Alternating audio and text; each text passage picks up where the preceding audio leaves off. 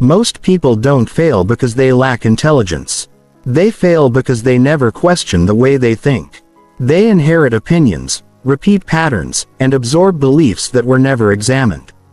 Over time, those borrowed thoughts quietly shape their choices, music, their habits, and eventually their lives.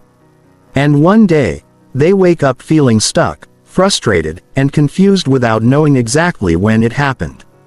I know this feeling well. There was a time when I read books the way most people do. I looked for motivation. I highlighted beautiful quotes. I nodded along, feeling inspired for a moment, then went back to music, living the same way. On the surface, I was improving myself, but underneath nothing was changing. My thinking stayed familiar, comfortable, average. The truth I learned the hard way is this: reading doesn't change you. Thinking differently does. And thinking differently is uncomfortable. It forces you to sit with ideas that challenge music, your identity, your excuses, and the stories you tell yourself to feel safe. Most people avoid those books, not because they're boring, but because they're demanding. Some books don't music entertain you. They confront you. They don't make you feel special. They make you feel exposed. They don't tell you how to succeed faster. They quietly ask why you've accepted a life that doesn't reflect music, your potential. And once you truly engage with ideas like that, you can't music unsee them. I've watched this happen not only to myself, but to people close to me. A friend who stopped music, chasing quick motivation, and started reading books that demanded responsibility. A family member who realized their problems weren't caused by music, bad luck, though, but by unexamined thinking. A colleague who changed their entire trajectory simply by learning to question what everyone else accepted as normal. None of them changed overnight, but none of them could go back to thinking the same way either.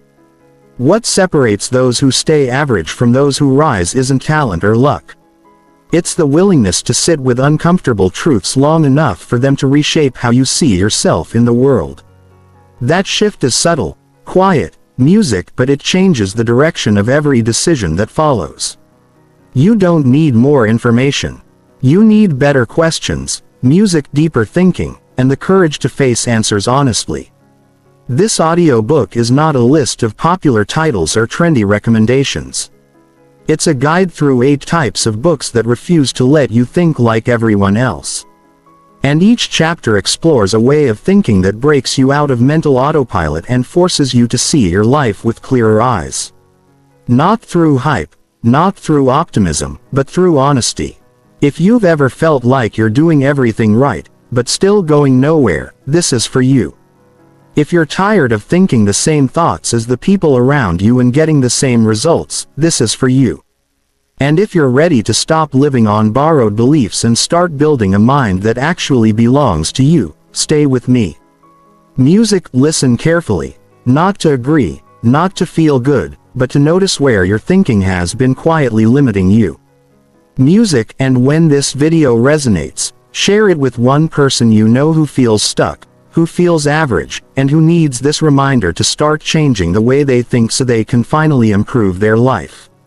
Chapter 1. Average thinking is comfortable. And that's the trap. Average thinking doesn't feel dangerous. That's why it's so powerful. It feels safe, familiar, socially approved. It sounds like common sense. It tells you to be realistic, to not expect too much, to wait for the right time, to follow the path that most people follow because it works. And on the surface, that advice doesn't look wrong. It looks reasonable, responsible, mature. But that's music, exactly why it keeps people stuck. Average thinking is not loud. It doesn't announce itself as a limitation. Music whispers. It blends in. It disguises itself as wisdom. And because everyone around you thinks that music, same way, you rarely question it. You assume this is just how life works. I didn't recognize this trap for a long time. And I thought my frustration, music, came from external problems, lack of opportunities, bad timing, unclear direction. But when I looked closer, the real issue wasn't outside. It was inside my own thinking. I was making choices based on what felt comfortable, not what was true. And comfort was quietly costing me years. I remember a friend of mine who perfectly embodied average thinking, though he would never describe himself that way.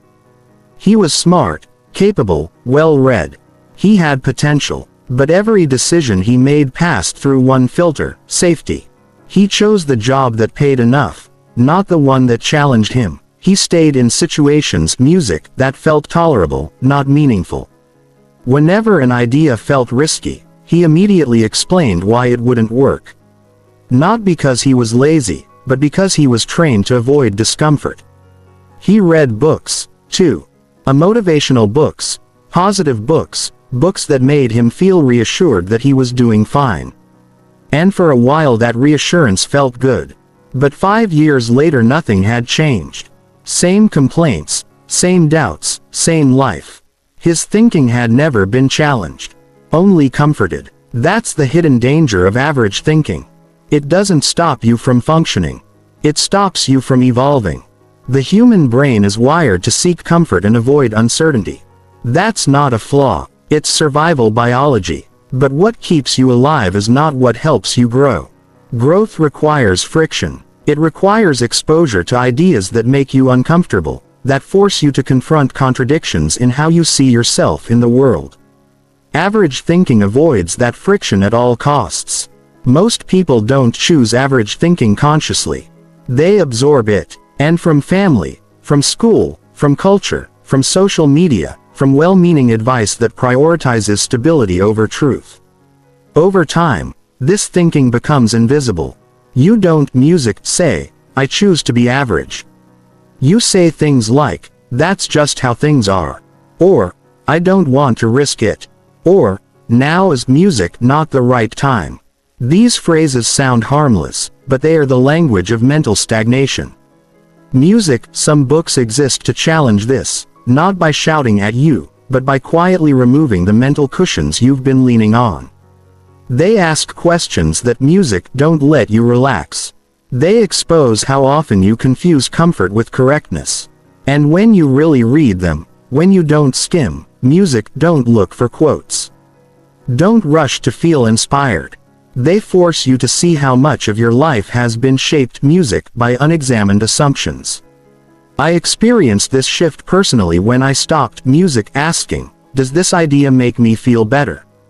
and started asking, "Is this idea true, even if it makes me uncomfortable?" That question changed how I read. It changed what I noticed, and it changed how I lived. I also saw this shift happen in a family member of mine.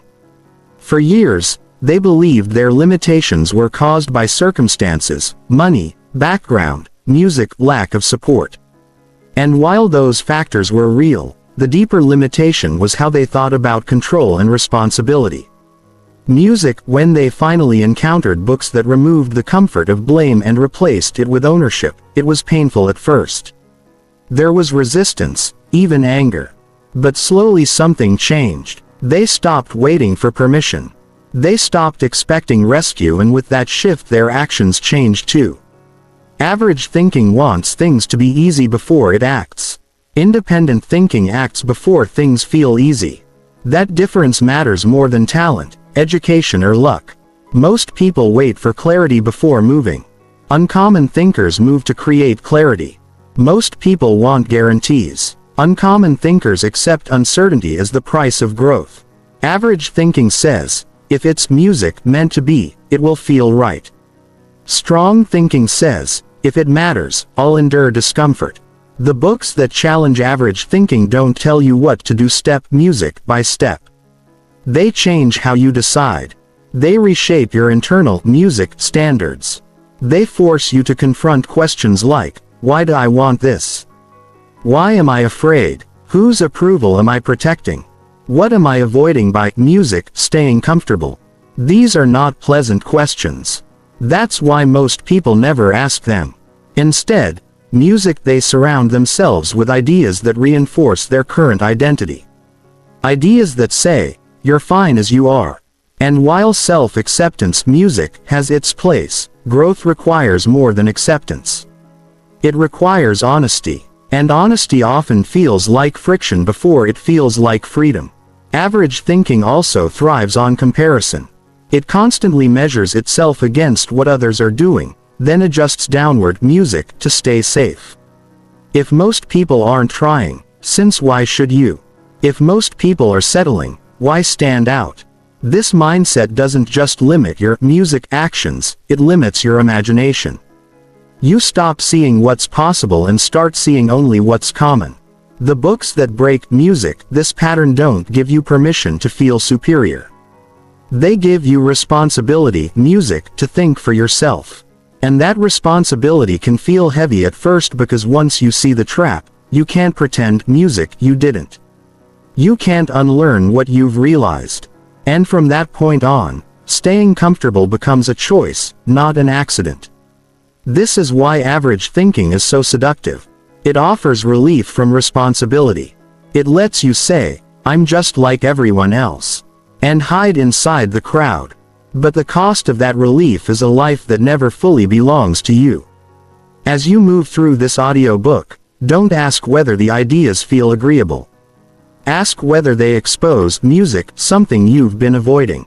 Pay attention to moments of resistance. That's where growth hides. Comfort rarely leads music you anywhere new. Discomfort handled honestly almost always music does. Average thinking is easy to live with.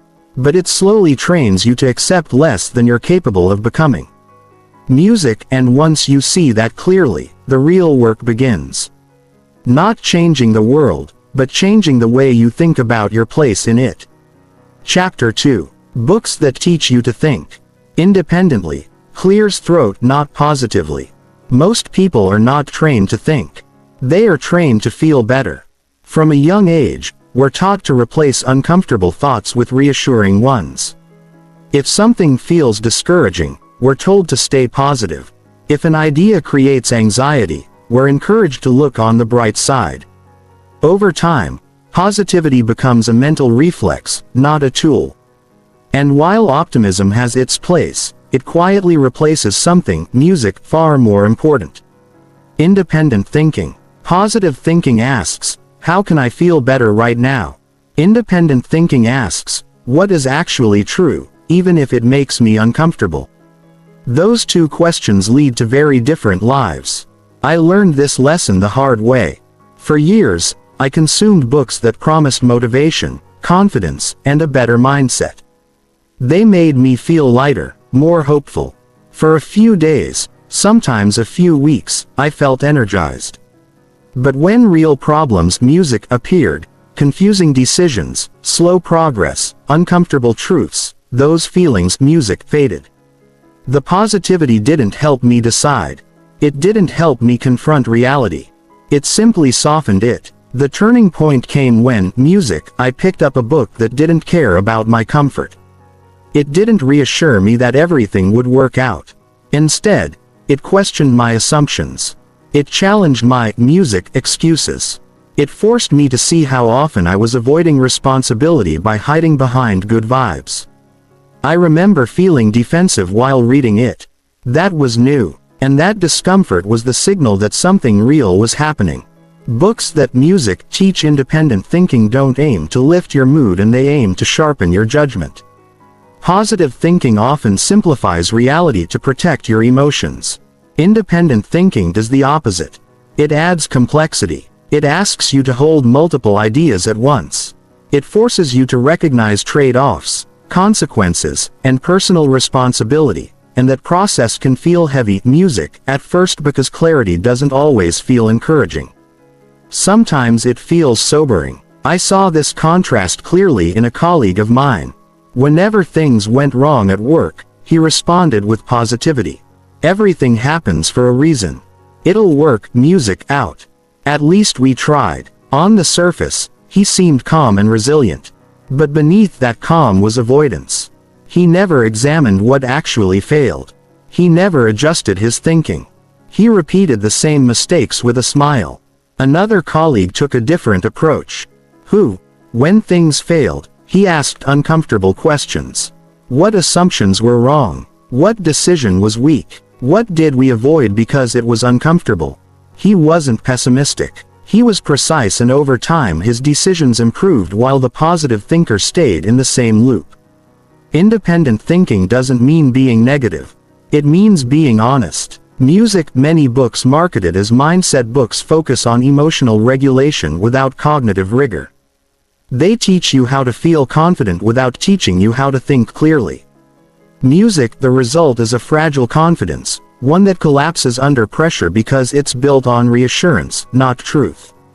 Books that refuse to do this are often misunderstood. People call them harsh, cynical, or demotivating. But what they really are is music respectful. They respect your ability to face reality without being protected from it. They assume you're capable of thinking for yourself. When you read books like this, something shifts in how you engage with ideas. You stop music asking, "Do I like this?" and start asking, "Is this accurate?" You stop searching for agreement and start searching for understanding. You notice when an argument sounds good but lacks substance. You become less impressed by confidence and more interested in music reasoning. This shift also changes how you relate to advice. Positive thinking, music, advice often sounds universal. Believe in yourself. Follow your passion. Trust the process. Music. Independent thinking asks, in what context, at what cost, based on what evidence. These questions. Music don't kill motivation. They direct it. I watched a family member go through this transformation slowly. They used to consume motivational content daily. Videos, quotes, books, always searching for the next emotional boost. But their life stayed chaotic. Decisions were impulsive, patterns repeated. Eventually they encountered books that didn't offer encouragement, only frameworks. Cause and effect, responsibility, trade-offs. At first, they resisted. They said the books felt cold, too logical, too strict. Music. Months later, their life looked different. Not because they felt more positive, but because they thought more clearly. They made fewer emotional decisions. They stopped chasing excitement. Music. They built structure. And with that structure came a quieter, more stable music confidence. Independent thinking also forces you to confront your own biases. Positive thinking often reinforces what you already want to believe. It confirms your identity. It tells you that your intentions are enough. Independent thinking does the opposite. It asks you to examine whether your beliefs are serving you or protecting you. It exposes blind spots, and that exposure can feel threatening. That's why many people reject these books quickly. They read a few music pages, feel uncomfortable, and label the book as not for them. What they're really saying is, this challenges how I see myself. And that challenge is exactly the point. Books that teach independent thinking train you to separate emotion from evaluation. You learn to pause before agreeing, to sit with uncertainty, to delay judgment, to admit when you don't know. These skills are invisible, but they compound over time. They shape better decisions and not louder opinions. You start to notice how often positivity is used as a defense mechanism, a way to avoid difficult conversations, a way to escape responsibility, a way to move on too quickly without learning anything. Independent thinking doesn't rush you forward. It asks you to stop and understand. This also changes how you apply what you read. Instead of copying habits blindly, you ask whether they fit your context. Instead of idolizing authors, you examine their logic. Instead of seeking motivation, you seek models, mental models, decision frameworks, ways of thinking that outlast temporary emotions. The goal is not to feel empowered. The goal is to become capable.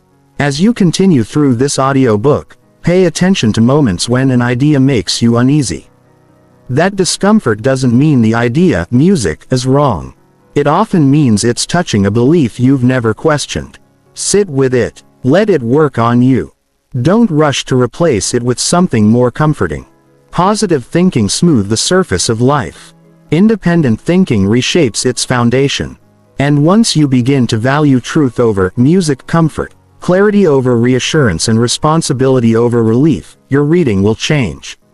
your decisions will change. And slowly, without drama or announcements, your life will move in a different direction.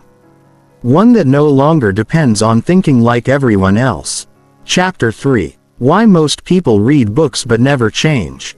Reading feels productive. That's why it's dangerous. When you read a book, your brain lights up. New ideas create stimulation. Insight feels like progress. Highlighting sentences feels like effort. Finishing a chapter feels like accomplishment. All of this creates a powerful illusion. The feeling that you are moving forward even when nothing in your life has actually changed. Most people confuse consumption with transformation. I did this for years without realizing it. I read consistently. Sometimes every day I could summarize ideas, quote authors, explain concepts. From the outside, it looked like growth. From the inside, it felt like growth. But when I stepped back and looked at my decisions, my habits, my results, the truth was uncomfortable. I was thinking differently in theory, but living the same way in practice. That gap is where most people get stuck. Books don't change people, decisions do. And decisions are uncomfortable because they cost you something. They cost time, identity, certainty, approval, or comfort. Reading, on the other hand, often costs nothing. You can read without risking anything. You can stay safe while feeling smart. That's why so many people become professional readers and amateur actors in their own lives. I once met someone who had an entire shelf dedicated to self-improvement. Dozens of books, discipline, mindset, wealth, philosophy. When you talked to them, they sounded sharp, informed, self-aware. But their daily life was chaotic. No structure, no consistency, no follow-through. When I asked how they applied what they read, the answer was vague and I'm working on it. I'm integrating slowly. I just need the right moment. That moment never came. The problem wasn't intelligence or motivation. It was that reading had become a substitute for action. Instead of using books to change behavior, they were using books to delay change. There's a subtle psychological trap here. Reading gives you insight without accountability. You learn what should be done without actually doing it. Over time, your brain begins to associate learning with progress, even when there is none. This creates mental comfort and behavioral stagnation at the same time. The most dangerous books are not shallow ones.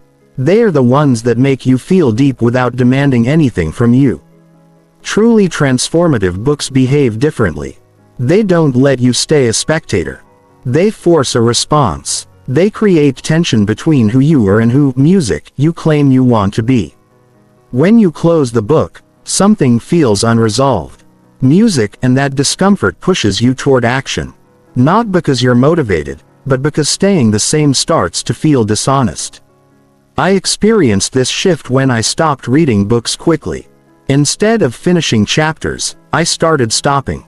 I would read a few pages, then pause and ask myself one question. What would change in my life if I took this seriously?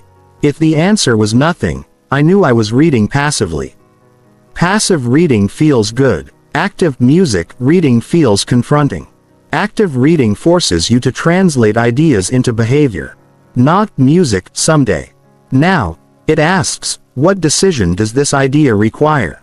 Not what does this idea mean? That difference changes everything. I saw this clearly in a colleague who approached reading very differently from everyone else around him. He didn't read often, but when he did, it showed.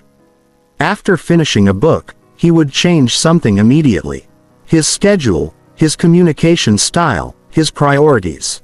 Small changes, but real ones. While others talked about books, he quietly adjusted his behavior. Over time, the gap widened.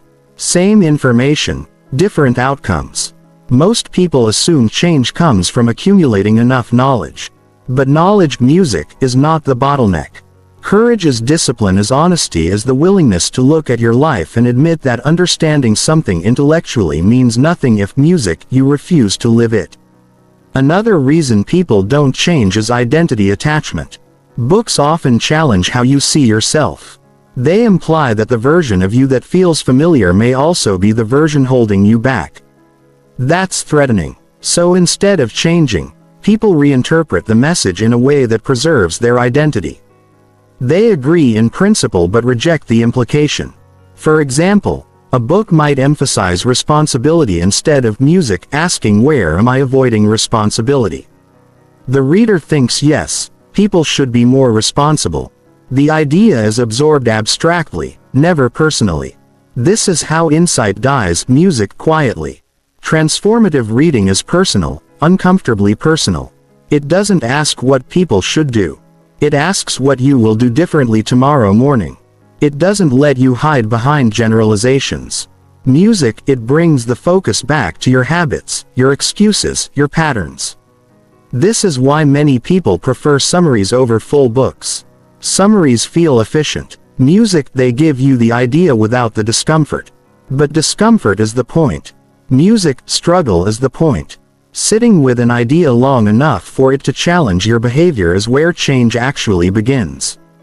I watched a family member struggle with this realization.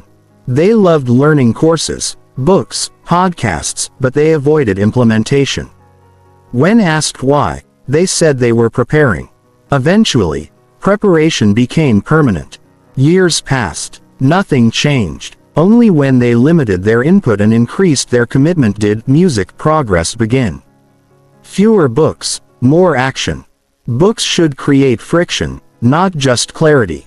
If a book leaves your life untouched, it entertained you. It didn't train you. This doesn't mean you need to overhaul your life after every chapter. It means you need to pay attention to resistance. When an idea makes you uncomfortable, notice what you want to avoid. When a suggestion feels unrealistic, ask whether music, it's truly unrealistic or just inconvenient. When you feel inspired, ask what specific behavior that inspiration is pointing toward. Reading should sharpen your standards, not just your vocabulary. The people who change are music, not the ones who read the most. They are the ones who treat ideas as obligations, not entertainment. They understand that insight creates music responsibility. Once you see something clearly, you're accountable for how you respond to it. As you continue listening, resist the urge to agree quickly. Agreement is easy. Application is rare. Let these ideas slow you down. Let them interrupt your music routines. Let them challenge the way you justify your choices. Because the real danger isn't ignorance, it's familiarity. Music, reading the right books with the wrong approach will keep you exactly where you are, only more articulate about it. But reading with the willingness to act, to change, to become uncomfortable. Music, that's what separates those who stay average from those who quietly transform their lives. Chapter 4. Books that force you to take responsibility for your life. There is a moment in every person's life when blame stops working. Not because the reasons disappear, but because repeating them no longer brings relief. You can explain your situation perfectly. You can trace every problem back to its source. Your upbringing, music, your environment, your lack of opportunity, the people who failed you. And you might be right about all of it, music, but still nothing changes. This is the point where responsibility becomes unavoidable. Most people resist this moment. Not because responsibility is false, but because it is heavy. It removes the comfort of explanation and replaces it with the pressure of action. Average thinking avoids this weight by outsourcing control.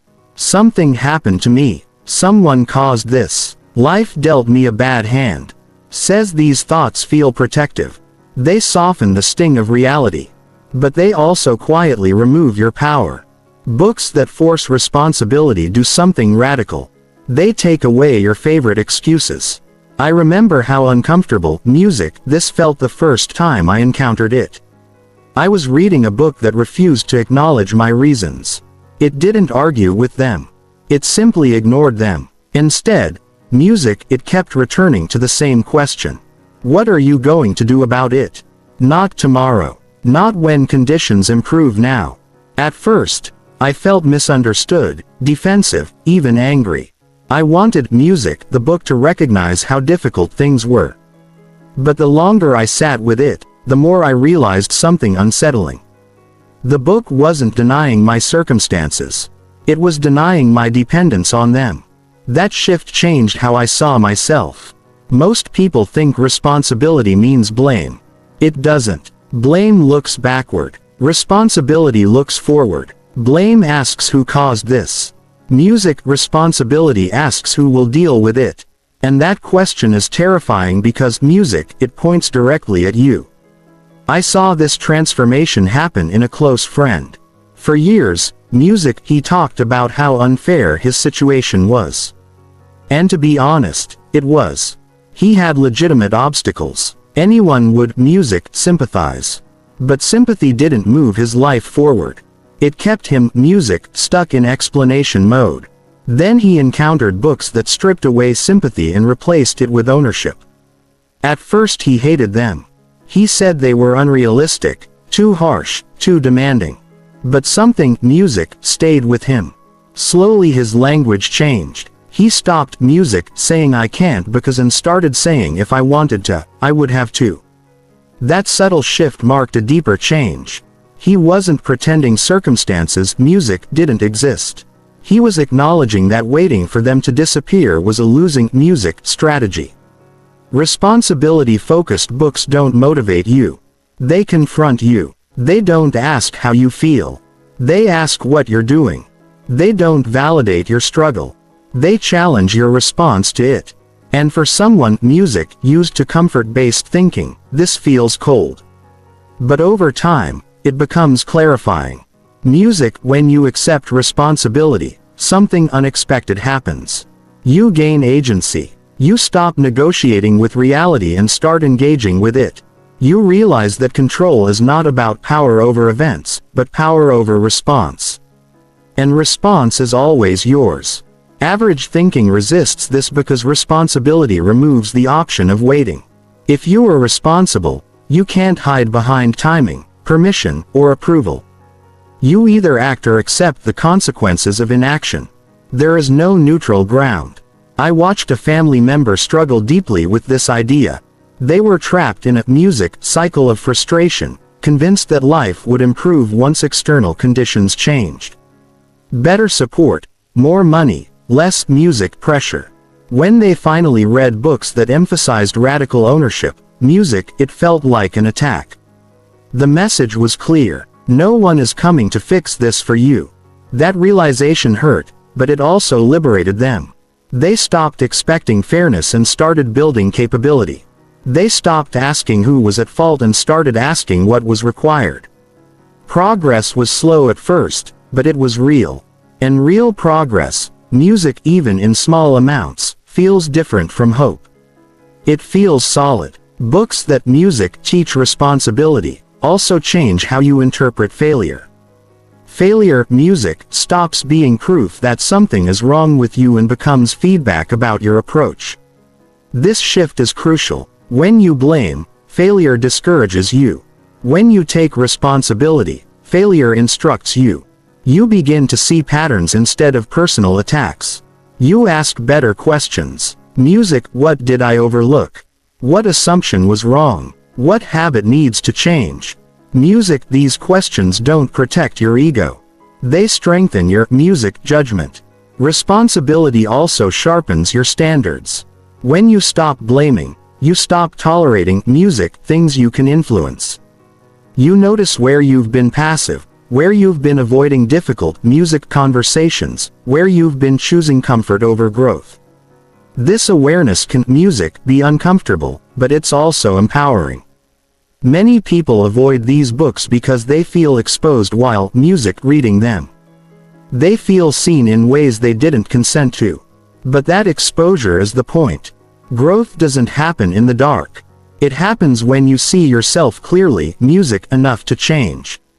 This doesn't mean becoming harsh or self-punishing. Responsibility is not self-hatred. It's self-respect. It's the belief that you are capable of responding differently even when the situation isn't ideal.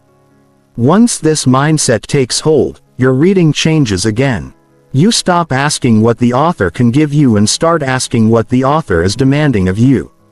You read with intention, with seriousness. You understand that insight without action is indulgence.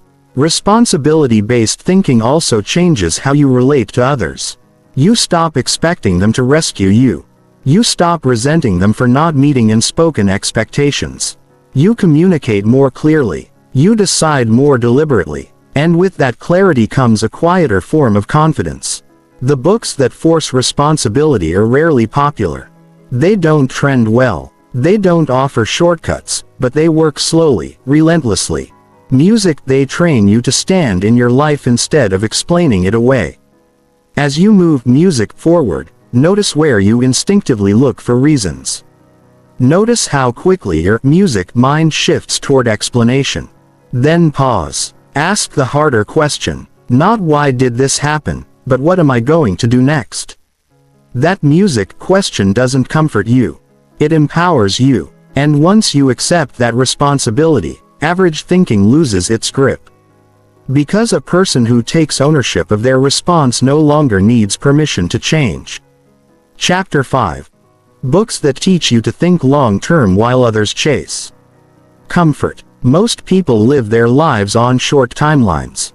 Music, they think in days, not decades, in moods, not trajectories. They make decisions, music, based on what feels easiest now, not on what will matter later. This isn't because they are careless. It's because comfort is immediate, while long-term consequences, music, are invisible. Average thinking is short-term by nature. It asks questions like what will make today easier? What reduces, music, stress right now? What avoids discomfort in this moment? These questions feel practical, music even responsible. But when they guide every decision, they quietly shape a life that never compounds, a life that moves but doesn't music progress.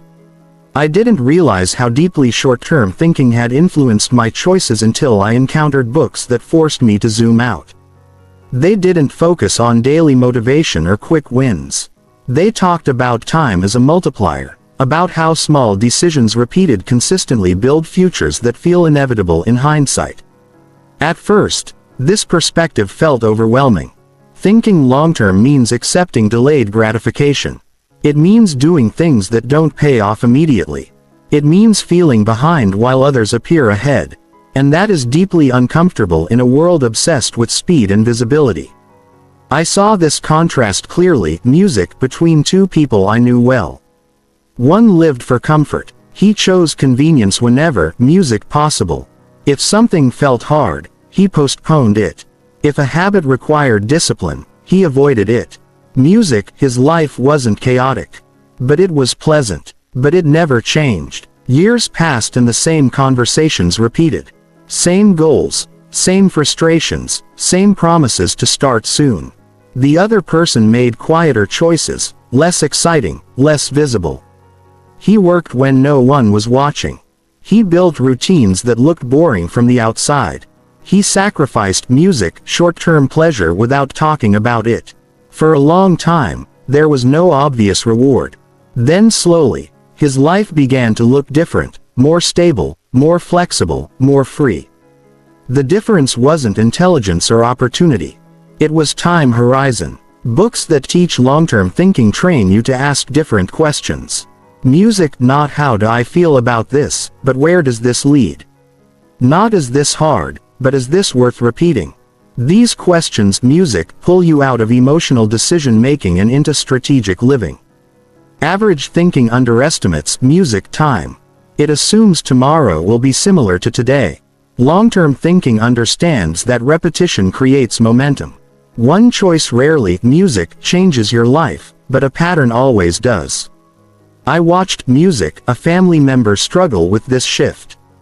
They were frustrated that their efforts weren't producing results fast enough. Every few weeks they changed direction, new plan, new habit, new approach. Nothing, music, had time to compound. When they finally encountered books that, music, emphasized patience, consistency, and delayed reward, it felt discouraging, music, at first. The message was simple and uncomfortable. You can't rush what you repeat. That idea stayed with them. Instead of searching for breakthroughs, they focused on building music foundations. Instead of chasing excitement, they invested in music stability. Progress felt slower, but it was real. And over time, that steadiness created options that didn't exist before. Long-term thinking also changes how you interpret boredom. Most people avoid boredom because it feels like stagnation. But boredom often appears right before growth compounds. Music, the repetition that feels dull, is often the repetition that builds skill, resilience, and confidence. Books that emphasize this perspective. Music don't motivate you to hustle. They teach you to endure. They show you that the most powerful changes happen quietly over time without applause. This is music, deeply unpopular advice in a culture addicted to urgency. Average thinking wants results without patience. Long-term thinking accepts patience as the price of freedom. This doesn't mean ignoring the present. It means choosing actions that respect your future self. It means treating time as an ally, not an enemy. When you think long-term, you stop asking what you can get away with today and start asking what kind of person you're becoming. I noticed this shift in myself when music stopped optimizing for short-term relief. I began to tolerate discomfort with a different mindset. Music, instead of asking when it would end, I asked what it was building. That question changed how I experienced music effort. Hard work stopped feeling like punishment and started feeling like investment. Music books that teach long-term thinking also reduce anxiety. When you zoom out, individual setbacks lose their power. Music, a bad day becomes noise, not meaning. A mistake becomes data, not identity. You stop overreacting to temporary fluctuations because your music anchored to a broader direction. This is why average thinking feels emotional and reactive. It's trapped in the moment. Long-term thinking creates emotional distance, not detachment, music but perspective. You feel less urgency to respond, less pressure to prove, less fear of falling behind. Over time, this mindset reshapes music, your behavior. You become more selective. You say no more often. You stop chasing every opportunity and start protecting your energy. You understand that focus is not about doing more, but about repeating the music right things long enough for them to matter. The books that teach this way of thinking often feel slow. They don't excite you. They don't promise quick transformation. But they change how you see time itself. And once that music changes, your decisions follow. As you listen, ask yourself, what am I optimizing for music right now? Comfort or trajectory, and relief or direction? Approval or freedom? These questions don't require immediate answers. They require honesty. Most people live as if the future will sort itself out. Long-term thinkers live as if the future is being built quietly by today's music choices. When you adopt that perspective, you stop envying shortcuts. You stop rushing outcomes. You understand that what looks slow now often becomes unstoppable later. And that understanding pulls you further away from average thinking than almost anything else, because comfort fades quickly. But the results of long-term thinking compound silently, patiently, music, and permanently. Chapter 6. Books that make you comfortable. Being alone with your thoughts. Most people are afraid of being alone with their thoughts. Not physically alone, but mentally alone. The moment external noise disappears, discomfort appears. Silence feels awkward. Stillness feels restless. And so people fill every gap with distraction, music, videos, conversations, endless input. Not because they are curious, but because they are avoiding something. Average thinking depends on noise. When you're constantly surrounded by other people's opinions, emotions, and expectations, you rarely have to confront music your own. You borrow reactions. You mirror beliefs. You adopt priorities without questioning where they came from. This creates a sense of belonging, but it also erodes clarity. And I didn't understand how dependent my thinking was on external input until I experienced a period of forced quiet. Fewer conversations, less stimulation, no constant background music noise. At first, it felt unsettling. My thoughts were louder, less organized, sometimes uncomfortable. But over time, something shifted. Patterns emerged, questions surfaced. I began to notice which thoughts were actually mine and which ones I had simply absorbed. Books that encourage solitude accelerate this music process. They don't distract you. They sit with you. They slow you down. They don't give quick music answers. They create space. And in that space, your thinking begins to music deepen. You're no longer reacting to ideas. You're wrestling with them. Most people never music develop this skill. They read in order to escape themselves. These books do the opposite, and they return you to yourself. I saw this clearly in someone close to me who was always surrounded by people, social, busy, constantly music engaged. From the outside, it looked fulfilling. But when alone, anxiety music crept in. Decisions felt unclear. Direction felt missing. When they began reading books that emphasized solitude, music, and inner dialogue, the initial reaction was resistance. Silence felt uncomfortable. Reflection felt heavy. But slowly they learned to sit with it. Music, they started journaling, walking without headphones, reading without rushing. At first their thoughts felt chaotic. Then they became clearer, more honest. They realized how much of their identity had been shaped by external validation. And once that realization settled in, their decisions changed. They became less reactive, less influenced, music more grounded. An average thinking avoids solitude because solitude removes social cover. When you're alone with your thoughts, you can't hide behind trends or group consensus. You can't say, everyone thinks this way. It's just you and your reasoning. And that accountability is uncomfortable. Books that cultivate comfort with solitude don't romanticize isolation. They teach discernment. They show you how to listen to yourself without music becoming self-absorbed. They train you to observe thoughts rather than obey them. Music, this distinction matters. Being alone with your thoughts doesn't mean believing everything you think. It means examining it. This is where independent thinking is forged. When you're music comfortable alone, you don't need immediate agreement. You don't rush to explain yourself. You don't constantly check whether your thoughts are acceptable. You give ideas time to mature. And mature ideas tend to be calmer, clearer, and more precise. I noticed this shift in my own reading habits. I stopped racing through books. I paused more, reflected more. I let music ideas sit unresolved. That discomfort taught me patience. It also taught me confidence. When you're willing to sit with uncertainty, you stop grasping for reassurance.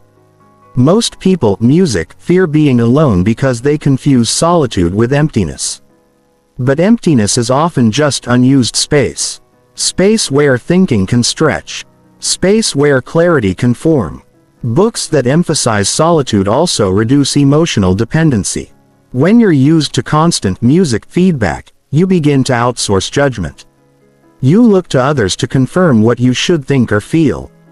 Solitude reverses this habit. It teaches you to validate your reasoning, music, internally before seeking external input. This doesn't make you antisocial. It makes you deliberate. People who are comfortable alone speak less but with more intention. They listen more carefully. They don't rush to fill silence. They don't confuse attention with connection. And because they are not desperate music for approval, they are harder to manipulate. Average thinking thrives in music constant interaction. Independent thinking requires periods of withdrawal. That doesn't mean withdrawing from life. It means withdrawing from noise, creating intentional space to reflect, question, and recalibrate. Books that support this habit becomes rather than entertainment. Music, they don't compete with your thoughts. They invite them. As you develop this comfort, something unexpected happens. You become more selective. You consume less content but engage more deeply. You stop reacting to every opinion. You choose your influences carefully. And that selectivity strengthens your thinking. The ability to sit alone with your thoughts is not innate. It's trained. And books that demand focus, patience, and reflection are part of that training. They teach you to slow down without becoming passive, to be quiet without becoming withdrawn. As you continue listening, notice how often you feel the urge to distract yourself. Music. Notice how quickly silence triggers restlessness. That's not a flaw, it's a signal that there's more depth, music, available if you are willing to stay. Average thinking avoids silence. Music. Strong thinking uses it. When you're comfortable being alone with your thoughts, you stop needing to think like everyone else. Music, because you've learned how to think with yourself. Chapter 7. Books that teach you to think in systems, not emotions. Most people believe their biggest problem is lack of motivation. It isn't. The real problem is that they've built their lives around how they feel instead, music, of how things actually work. When energy is high, they act. When confidence, music, drops, they hesitate. When emotions fluctuate, discipline collapses. Over time, this creates an exhausting music pattern.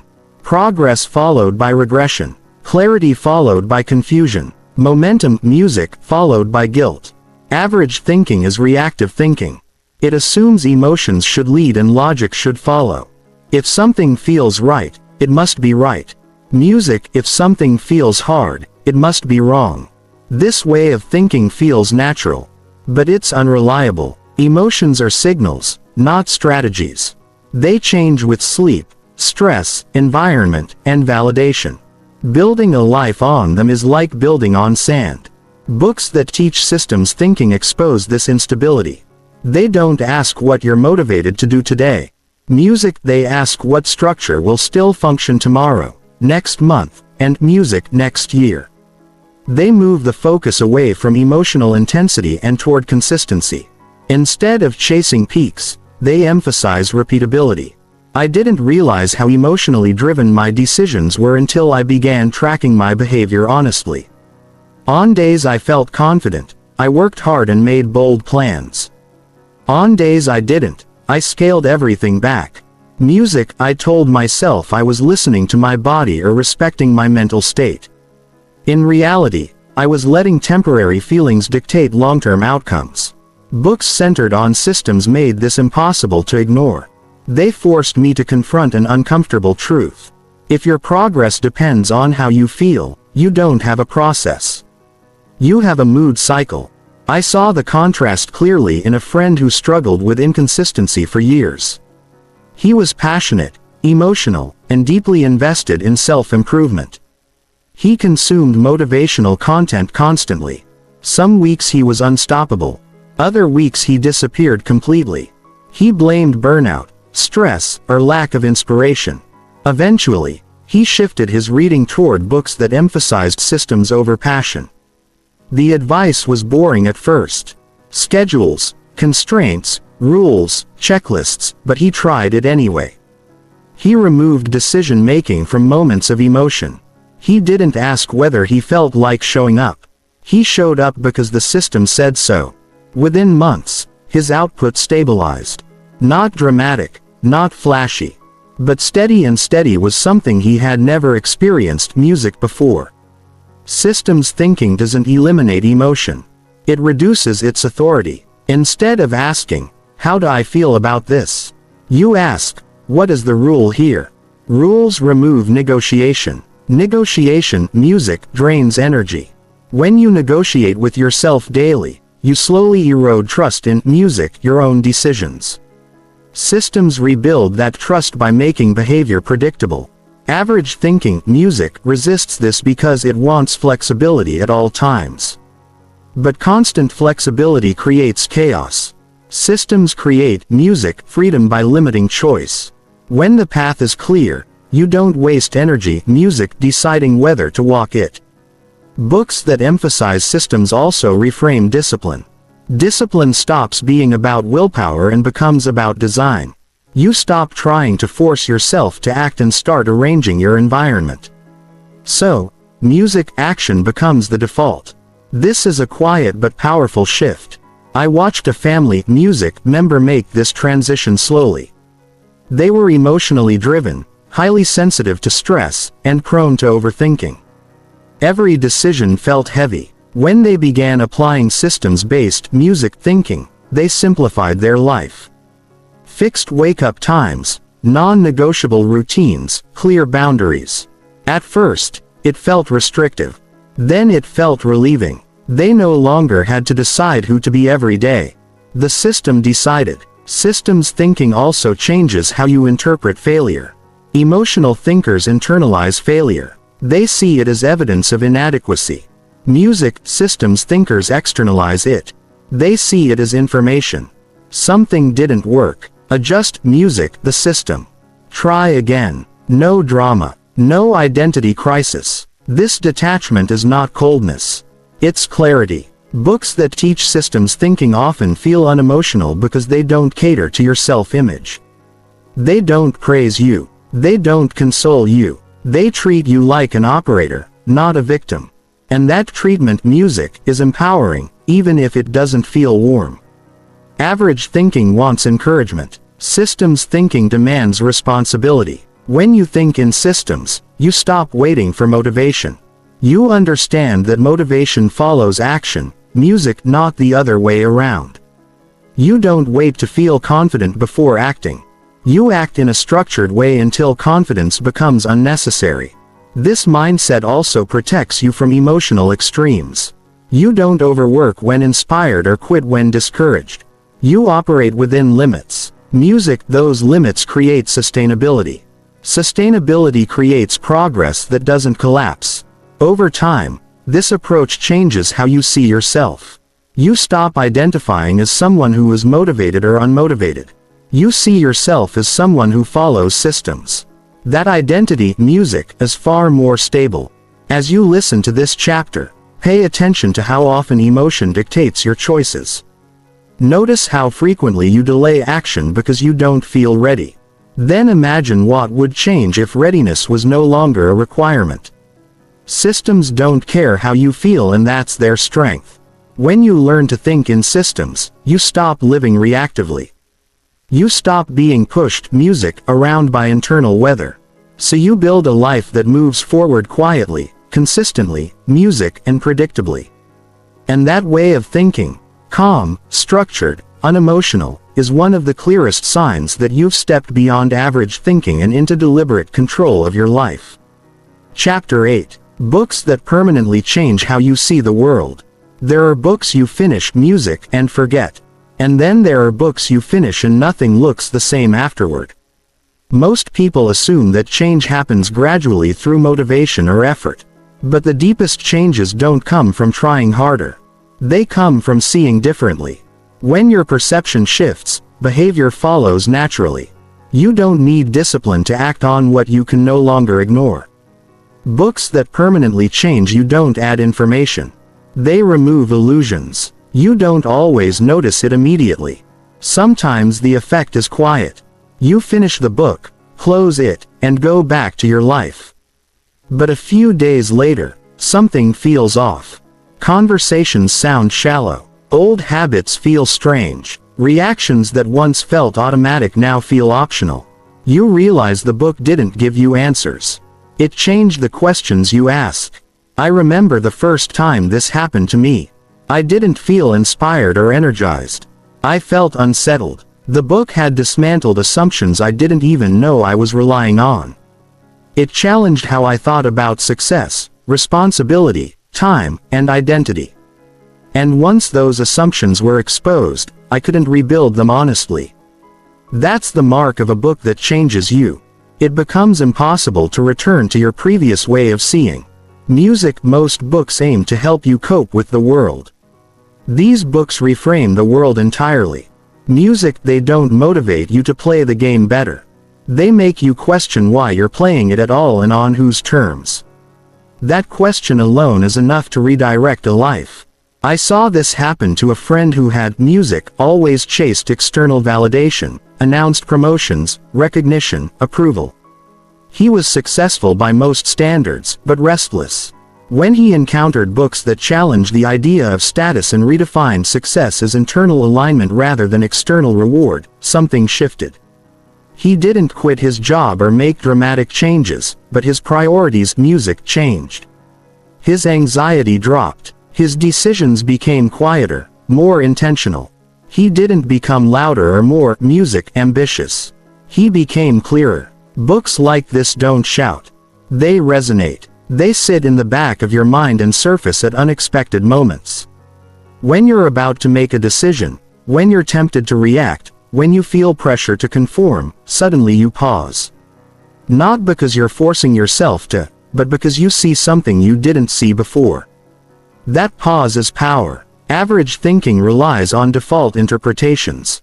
Music, one that sees events as personal attacks or opportunities for validation. Transformative books strip away those interpretations and music replace them with perspective. You begin to see patterns instead of incidents, principles instead of personalities, structure instead of chaos. I watched a family member go through this transformation slowly. They used to take everything personally. Criticism felt like rejection. Setbacks, music, felt unfair. After reading books that reframed adversity as neutral information rather than personal judgment, their emotional landscape changed. They stopped reacting music so intensely, not because they suppressed emotion, but because the meaning they assigned to events had changed. When meaning changes, emotion follows. Books that permanently change you also alter your tolerance for nonsense. You become less impressed by surface-level confidence, less drawn to shortcuts, less willing to trade long-term clarity for short-term comfort. This can feel isolating at first. You might feel out of sync with people who are still chasing what you've learned to question. That distance is not arrogance. It's alignment. You're not better than others. You're just operating from a different lens. And lenses matter. Two people can look at the same situation and see entirely different realities. The difference isn't intelligence, it's perspective. These books also redefine progress. You stop measuring growth by speed or visibility. You measure it by coherence. Does your life make sense to you? Do your actions align with your values? Music, are you becoming more honest? Not just more accomplished. Music, this internal metric is invisible to most people, but it's stable. Music, it doesn't fluctuate with praise or criticism. It gives you something solid to stand on. Music, when external feedback is inconsistent or absent. I noticed this shift in myself when I stopped needing to explain my choices. When you see clearly, music justification feels unnecessary. You don't argue your path, you walk it. That quiet confidence is not learned through affirmations. It emerges from understanding. Books that change your perception also change how you relate to time. You stop rushing. You stop panicking. You realize that most pressure is artificial, created by comparison and expectation, music rather than reality. This doesn't make you passive. It makes you precise. You become harder to manipulate because you're harder to confuse. Once you've seen through certain illusions, music about success, happiness, identity, control, you can't pretend they're real again. And that's irreversible. Even if you try to return to old habits, something resists. A part of you, music, knows better now. That knowledge can be uncomfortable. Clarity often is, but it's also freeing because once you see the world more accurately, you stop fighting the wrong battles. You invest your energy where it actually matters. This is why these books are rare.